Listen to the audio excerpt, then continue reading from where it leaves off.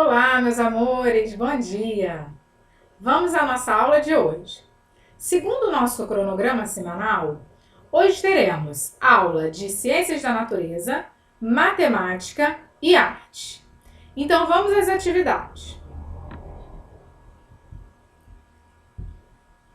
Em Matemática, faremos uma atividade em folha, dando continuidade ao conteúdo trabalhado na aula anterior, que falava sobre sólidos geométricos. Então, para a atividade de hoje, acho interessante que vocês assistam novamente ao vídeo de introdução da aula, que fala sobre sólidos geométricos, está disponível lá na pastinha de matemática. E também que tenham próximo a folhinha feita na semana passada, porque ela apresenta uma lista com os nomes de alguns sólidos geométricos principais. Então é interessante ter essa atividade para apoio, ok?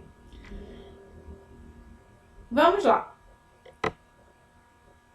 Observe as formas de cada embalagem. De acordo com os sólidos apresentados na atividade anterior, responda.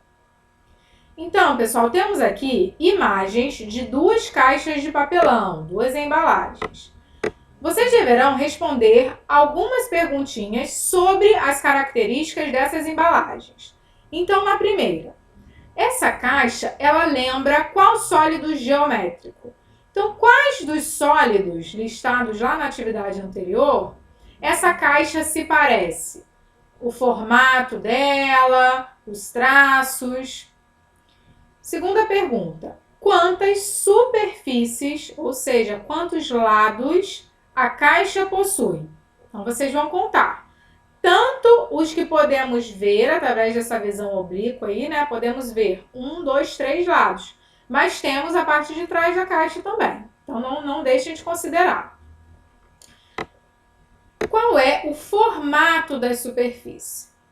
Cada um dos lados da caixa, ele possui que formato? É um formato quadrado, triangular, de círculo, de retângulo? Qual o formato de cada uma das superfícies? Todas as superfícies dela têm o mesmo tamanho? Então, olhando cada um dos lados da caixa, todos são iguais, têm o mesmo tamanho? Deverão responder se sim ou não e justificar. As mesmas perguntinhas, pessoal, se aplicam à caixa 2. Então, qual sólido que ela se parece? Quantas superfícies possui? Qual o seu formato? Todas as superfícies, se elas têm o mesmo tamanho ou não. Ok, pessoal?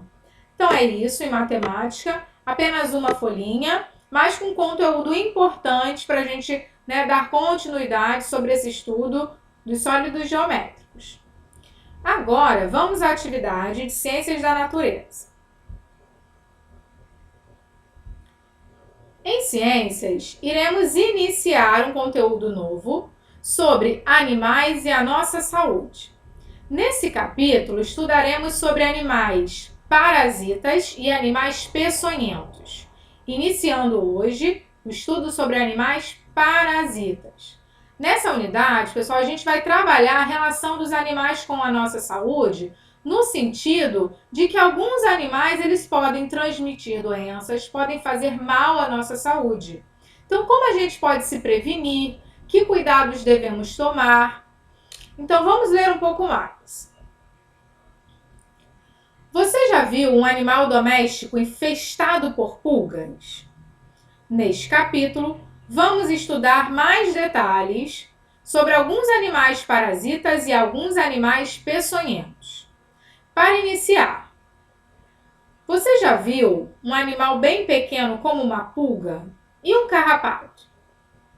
Troque ideia com os colegas e desenhe uma folha de papel à parte como você imagina que seja uma pulga ou um carrapato. Sabemos que eles são bem pequenininhos, mas como eles são? Quantas pernas têm? Que cor possuem? Quais são suas características principais? Faça um desenho no seu caderno para representar um animal parasita em ação. Você sabe que cuidados tomar com certas aranhas e serpentes? Pessoal, os animais parasitas, eles dependem de outros animais, de outros seres para sobreviver, pois eles se alimentam do sangue ou de nutrientes de outros animais. Então, geralmente, eles se alojam na pele dos outros animais, ou alguns vivem dentro do corpo de um outro animal, inclusive o ser humano, se alimentando, tirando a energia, os nutrientes desse outro animal. Por isso ele é chamado de parasita. Vamos ver um pouco mais.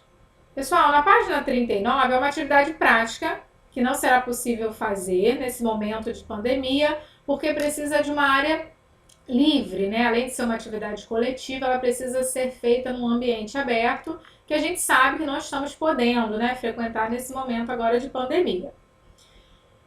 Então, seguiremos para a página 40. Animais parasitas. Vamos estudar alguns animais parasitas e de que se alimentam e como evitá-los. Você sabe que cuidados devemos ter com os animais de estimação? Leia a entrevista com o veterinário e veja o que esse profissional tem a nos dizer sobre o assunto. Com a palavra, o que faz um médico veterinário? O médico veterinário cuida da saúde dos animais.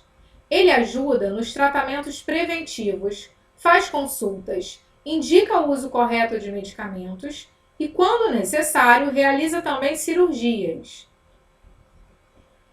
Além das pulgas, quais animais podem incomodar bastante os nossos bichinhos de estimação?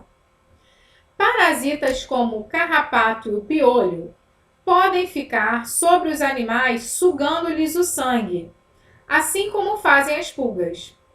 Além disso, certos vermes podem ficar dentro do intestino de um animal e prejudicar bastante a sua saúde. Então, pessoal, vimos até agora pelo menos 3 animais parasitas: pulgas e carrapatos, que geralmente se alojam em animais de estimação, e também os piolhos, né, que são bem comuns entre os humanos, inclusive, principalmente no período da infância. Então, a gente viu que o que esses animais, o que esses parasitas, como a pulga, o carrapato e o piolho fazem? Eles sugam o sangue, eles se alimentam, eles se alojam na pele do animal ou do ser humano e suga se alimentando do sangue. Além disso, também tem os animais que se alojam no intestino, né? Os parasitas que se alojam no intestino, que também causam doenças, prejudicam a nossa saúde. Vamos ver um pouco mais. Por que os parasitas fazem isso?